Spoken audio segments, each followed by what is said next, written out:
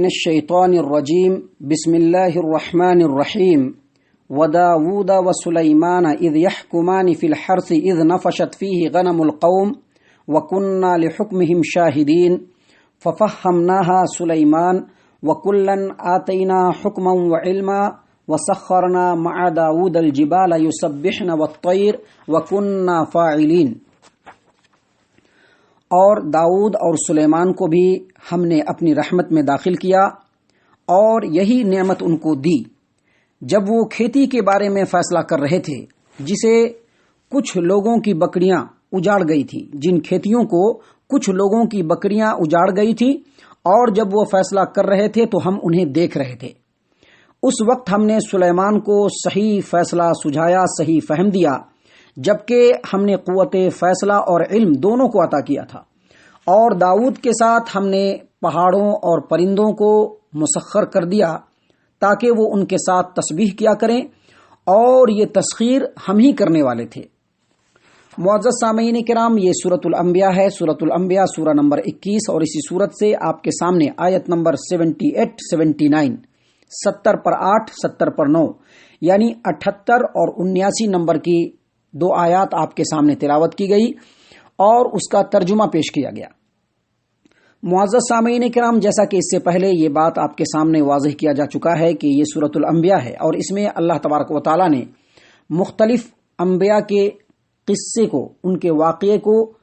انسانوں کی نصیحت کے لیے بیان فرمایا ہے۔ اور اس سے پہلے نوح علیہ السلام، ابراہیم علیہ السلام اور موسیٰ علیہ السلام کا واقعہ آپ کے سامنے بیان کیا جا چکا ہے، اور اس سے جو نصیحتیں ہم حاصل کر سکتے ہیں وہ بھی واضح کیا جا چکا ہے۔ سامعین کرام، اب آپ کے سامنے داؤد اور سلیمان علیہ الصلاۃ والسلام کا واقعہ بیان کیا جا رہا ہے۔ اللہ تبارک و تعالیٰ فرماتے ہیں وَدَاوُودَ وَسُلَيْمَانَ، اور داؤد اور سلیمان کو بھی ہم نے اپنی رحمت میں داخل کیا، اور یہی نعمت دی تھی کہ ان کو قوت فیصلہ دیا تھا جب وہ ایک کھیتی کے بارے میں فیصلہ کر رہے تھے، کیونکہ اللہ تبارک و تعالیٰ نے ان کو نبوت اور حکومت دونوں سے نوازا تھا، اور کوئی بھی معاملہ ہوتا تو ان کے عدالت میں پیش کیا جاتا اور اس پر وہ فیصلہ فرماتے۔ تو اللہ تبارک و تعالیٰ فرما رہے ہیں کہ یہی نعمت ان کو دی تھی جب وہ ایک کھیتی کے بارے میں فیصلہ کر رہے تھے، اور وہ کھیتی جسے کچھ لوگوں کی بکریاں اجاڑ گئی تھی۔ آپ دیکھ رہے ہیں آیت کریمہ کے اندر اللہ فرما رہے ہیں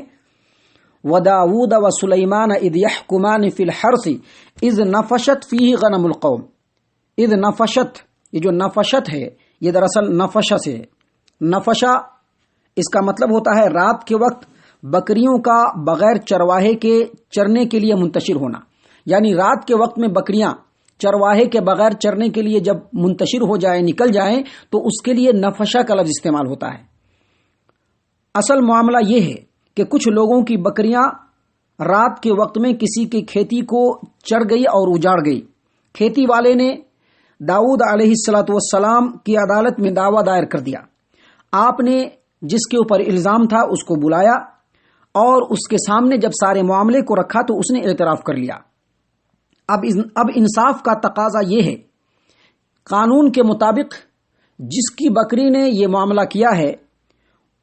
وہ اس معاملے کی بھرپائی کرے، کھیت والے کے نقصان کی بھرپائی کرے، اور اس سلسلے میں شرعی قاعدہ اور قانون بھی وہی ہے کہ جس کے مالک، جو بکری کا مالک ہے، جس کی بکری نے یا جس کے جانور نے کھیتی کو تباہ و برباد کیا ہے، وہ مالک اس کی بھرپائی کرے۔ اور یہی حکم اس زمانے میں بھی تھا، اور نبی اکرم صلی اللہ علیہ وسلم نے بھی یہی فیصلہ صادر فرمایا تھا، جیسا کہ مشکات المصابیح کتاب البیوع باب الغصب والعاریت فصل ثانی کے اندر برا بن عازب رضی اللہ عنہ کے بارے میں حدیث ہے کہ ان کی اونٹنی ایک باغ میں گھس گئی اور اسے خراب کر دیا، تہس نہس کر دیا۔ نبی صلی اللہ علیہ وسلم نے فیصلہ فرمایا کہ دن کے وقت باغوں کی نگرانی اور نگہبانی باغ والوں کے ذمے میں ہے، اور رات کو جو مویشی، جو جانور کھیت کو خراب کریں تو ان کا مالک اس کا ہرجانہ بھرے گا، اس کی بھرپائی کرے گا۔ یہ روایت موطا امام مالک کے اندر بھی ہے اور سنن ابی داؤد کے اندر بھی ہے، اور یہی شرعی قاعدہ اس دور میں بھی تھا، داؤد علیہ السلام کے زمانے میں بھی۔ اب اتفاق کی بات یہ تھی کہ اس بکری نے یا بکریوں نے جتنا نقصان کھیتی کا کیا تھا، اور اس کی جتنی قیمت بنتی ہے اتنی ہی قیمت بکریوں کی بھی بنتی تھی۔ جتنی بکریاں تھیں جو بکری کا ریوڑ تھا اس کی جتنی قیمت تھی اتنا اس نے کھیت کا نقصان کر دیا تھا۔ لہذا داؤد علیہ الصلوۃ والسلام نے یہ فیصلہ فرمایا کہ بکریوں والا اپنی بکریاں کھیتی والے کو دے دے تاکہ اس نقصان کی بھرپائی ہو جائے، تلافی ہو جائے۔ سیدنا سلیمان علیہ الصلوۃ والسلام وہیں پہ موجود تھے، انہوں نے اس فیصلے کو سنا اور کہا کہ یہ فیصلہ صحیح نہیں ہے، اور میرے خیال سے فیصلہ اس طرح ہونا چاہیے کہ بکریوں والا اپنی بکریاں کھیتی والے کو دے دے، مگر یہ بالکل نہیں دے، بلکہ گروی کے طور پر کھیتی والے کے پاس بکری والے کی بکریاں ہوں گی، اور کھیتی والا ان کی پرورش بھی کرے گا، ان سے دودھ اور اون اور دوسرے جو فائدے ہوتے ہیں وہ بھی حاصل کرے گا، کیونکہ جو بکریاں ہوتی ہیں جس کو ہم بھیڑ کہتے ہیں اردو میں، اس کے اوپر اون وغیرہ بھی آتا ہے اور اصل وہی بکرا ہے۔ تو بکریوں کا دودھ بھی پیے گا، اس کے اون سے بھی فائدہ حاصل کرے گا اور دوسرے بھی فائدے حاصل کرے گا، اور اس کی نگہداشت بھی کرے گا، اس کی پرورش بھی کرے گا، اور اس دوران میں بکریوں والا کھیتی کی نگرانی کر کے اس کی آب پاشی کرے گا، اس کی سینچائی کرے گا، کھیتی کی دیکھ بھال کرے گا، اور جب کھیتی اپنے پہلی حالت پہ آ جائے تو بکریوں والے کو اس کی بکریاں دے دی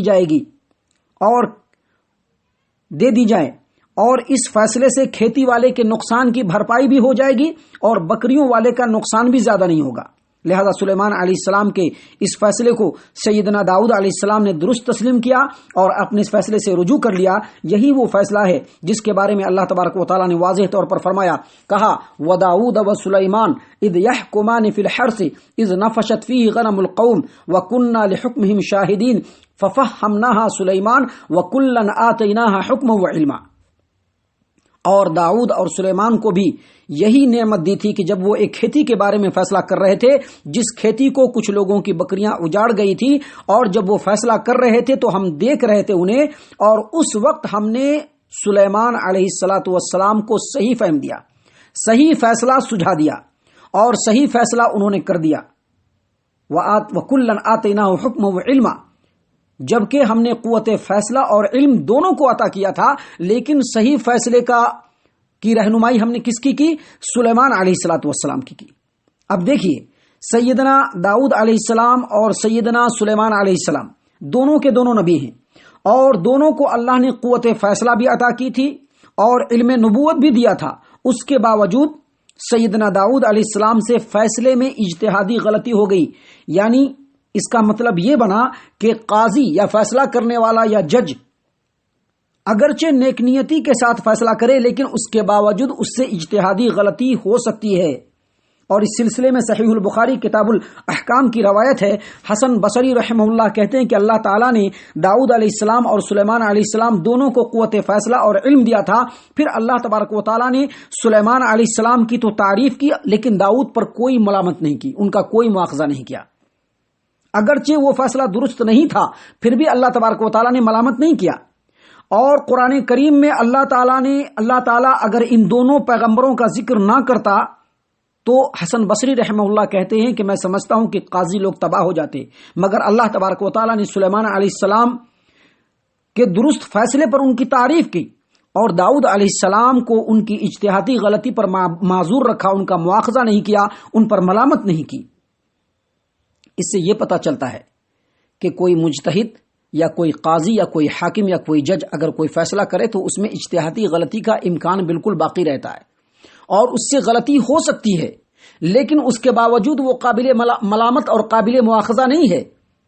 اور اس سلسلے میں آپ کے سامنے ایک حدیث پیش کر دوں جس کو امام بخاری رحمہ اللہ صحیح البخاری کتاب الاعتصام بالکتاب والسنہ باب اجر الحاکم اذا اجتہد فاصاب او اخطأ، سیدنا عمرو بن العاص رضی اللہ عنہ روایت کرتے ہیں کہ آپ صلی اللہ علیہ وسلم نے فرمایا، جب حاکم اجتہاد کرے، کوئی فیصلہ کرے اور وہ فیصلہ درست ہو تو اس کو 2 اجر ملیں گے، اور اگر بتقاضائے بشریت اس فیصلے میں غلطی کر جائے تو بھی اس کو 1 اجر ملے گا۔ یعنی اگر کوئی حاکم ہو، کوئی جج ہو، اگر انصاف کو سامنے رکھتے ہوئے، تمام حالات کو پیش نظر رکھتے ہوئے، تمام دلائل اور شواہد کے اوپر غور و فکر کرتے ہوئے اگر کوئی فیصلہ صادر کرتا ہے تو اس میں وہ درستگی کو بھی پہنچ سکتا ہے اور اس سے غلطی بھی ہو سکتی ہے، لیکن دونوں صورتوں میں وہ قابل ملامت اور قابل مواخذہ نہیں ہوگا، بلکہ اس کو درست کیا جائے گا۔ یعنی اگر کوئی مجتہد اجتہاد کرتا ہے اور اگر اس کا اجتہاد درست ہو جاتا ہے دلائل اور شواہد اور قرائن کی روشنی میں، تو وہ قابل اتباع بھی ہے اور قابل تعریف بھی، کیونکہ اس نے دلائل کی روشنی میں بات کی ہے۔ اور اگر کوئی مجتہد اجتہاد کرتا ہے اور کوئی فیصلہ کرتا ہے اور دلائل و شواہد اور قرائن کی روشنی میں اگر اس کا فیصلہ درست نہیں ہوتا، اس سے غلطی ہو جاتی ہے، تو اگرچہ اس کی اتباع نہیں کی جائے گی، اس کو چھوڑ دیا جائے گا، جیسا کہ داؤد علیہ السلام کے فیصلے کو چھوڑ دیا گیا۔ تو اگرچہ اس فیصلے کو چھوڑ دیا جائے گا، اس پر عمل نہیں کیا جائے گا، لیکن اس کے باوجود وہ مجتہد یا قاضی یا حاکم قابل ملامت اور قابل مواخذہ نہیں ہوگا۔ میں آپ کو بتلا دوں، اس سلسلے میں نبی صلی اللہ علیہ وسلم کا ایک فرمان آپ کو میں سنا دوں تاکہ تمام لوگوں کے لیے درس عبرت ہو۔ امام ابو داؤد نے اپنی سنن ابی داؤد کتاب القضاء کے اندر بیان فرمایا ہے کہ سیدنا بریدہ رضی اللہ عنہ فرماتے ہیں کہ آپ صلی اللہ علیہ وسلم نے فرمایا، قاضی 3 قسم کو ہوتے ہیں، ان میں سے ایک جنتی ہے اور 2 جہنمی۔ جنتی قاضی وہ ہے جو حق کو پہچان جائے اور اس کے مطابق فیصلہ دے دے۔ یہاں پر قاضی سے مراد صرف قاضی ہی نہیں ہو سکتا ہے، بلکہ امام وقت بھی ہو سکتا ہے، مجتہد وقت بھی ہو سکتا ہے، اور کسی فن کا ماہر اہل علم بھی ہو سکتا ہے۔ اگر وہ حق کو پہچان جائے اور حق کے مطابق فیصلہ دے دے، یقینی طور پر وہ قاضی یا وہ امیر یا وہ امام یا وہ مجتہد یا وہ عالم یقینی طور پر جنتی ہوگا۔ مگر جو شخص حق کو پہچاننے کے باوجود حق کے خلاف فیصلہ دے تو وہ جہنمی ہے۔ اسی طرح سے وہ بھی جہنمی ہے جو علم کے بغیر لوگوں کے فیصلے کرنے کے لیے بیٹھ جائے۔ آپ کو میں بتلا دوں کہ اللہ تبارک و تعالیٰ نے یہاں پر جو سلیمان علیہ السلام کی تعریف بیان کرتے ہوئے کہا، فَفَهَّمْنَاهَا سلیمان، ہم نے سلیمان علیہ السلام کو فہم و فراست سے نوازا، صحیح فیصلے کی رہنمائی کی۔ تو اس سلسلے میں ایک اور واقعہ ہے جس کو امام بخاری رحمہ اللہ نے اپنی صحیح البخاری کتاب الفرائض میں نقل کیا ہے۔ سیدنا ابو ہریرہ رضی اللہ عنہ کہتے ہیں کہ آپ صلی اللہ علیہ وسلم نے فرمایا، بنی اسرائیل میں 2 عورتیں تھیں، ان کا ایک بچہ تھا، بھیڑیا آیا ایک بچہ اٹھا کر کے لے گیا۔ 2 عورتیں تھیں، دونوں کا بچہ تھا، ایک ہی طرح کا چھوٹا چھوٹا بچہ ہوگا، دونوں کو ایک جگہ رکھ دیا ہوگا۔ بھیڑیا آیا اور ایک بچے کو اٹھا کر کے لے گیا۔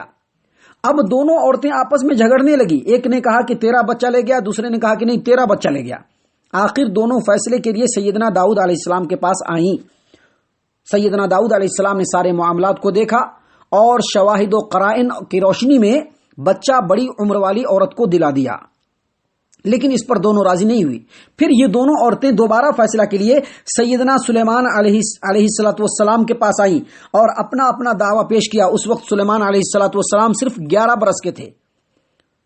انہوں نے حکم دیا کہ ایک کلہاڑی لے کر کے آؤ۔ کلہاڑی جانتے ہیں نا، کلہاڑی کہتے ہیں جس سے لکڑی کاٹا جاتا ہے، لکڑی چیرا جاتا ہے۔ کہا کلہاڑی لے کر کے آؤ، میں اس بچے کو بیچ سے آدھا آدھا چیر کر کے دونوں کو دے دیتا ہوں۔ یہ سنتے ہی جو چھوٹی عورت تھی وہ بالکل دیوانہ وار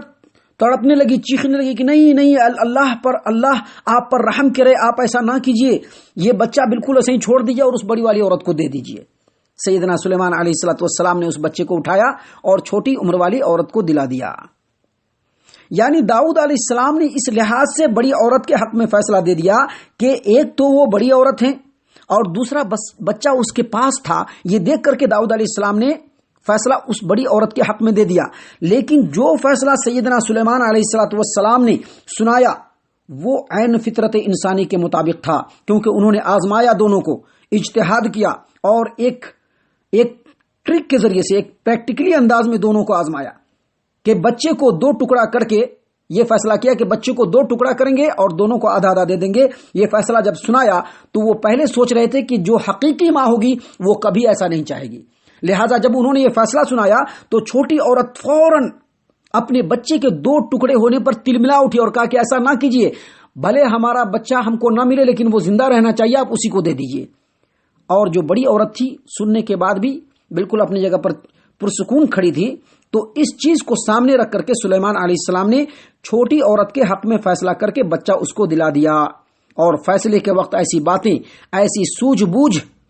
سیدنا سلیمان علیہ السلام کو جو ملی تھی وہ خالص اللہ تبارک و تعالیٰ کی دین تھی۔ اسی بات کو اللہ تبارک و تعالیٰ نے یہاں پر بیان فرمایا، فَفَهَّمْنَاهَا سُلَيْمَانَ وَكُلًّا آتَيْنَاهَا حُكْمًا وَعِلْمًا۔